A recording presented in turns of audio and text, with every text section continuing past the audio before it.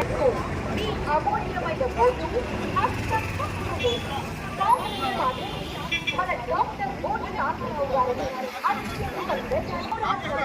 కాంగ్రెస్. రోజు నేను Payakaraopeta Indian national Congress అభ్యర్థిగా నామినేషన్ దాఖలు చేశాను. నాకు పార్టీ తరఫున అవకాశం ఇచ్చిన సోనియమ్మ గారికి, రాహుల్ గాంధీ గారికి, అలాగే ఖార్గే గారికి, అలాగే మన పిసిసి ప్రెసిడెంట్ అయిన షర్మిలమ్మ గారికి నా హృదయపూర్వక ధన్యవాదాలు తెలియజేసుకుంటున్నాను.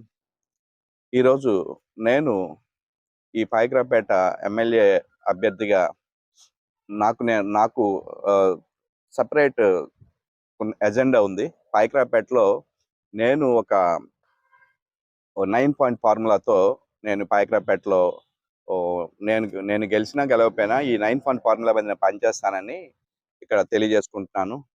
ఈ 9 పాయింట్ ఫార్ములా అంటే పాయకరాపేటకి ఏం కావాలి అన్నది 20 ఇయర్స్ నేను ఈ పాయకరాపేటలో అబ్జర్వ్ చేసిన దానికి ఒక మేనిఫెస్టో తయారు చేసుకున్నాను.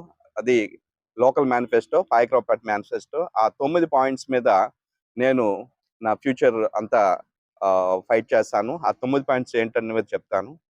తర్వాత ఇదే మన ఈ నెల 27వ తారీఖున శ్రీమతి షర్మిలమ్మ గారు మన పాయకరాపేట విచ్చేస్తున్నారు. పాయకరాపేటలో ప్రచార సభ ఉంది. షర్మిలమ్మ గారు 7:30 గంటలకి సాయంత్రం.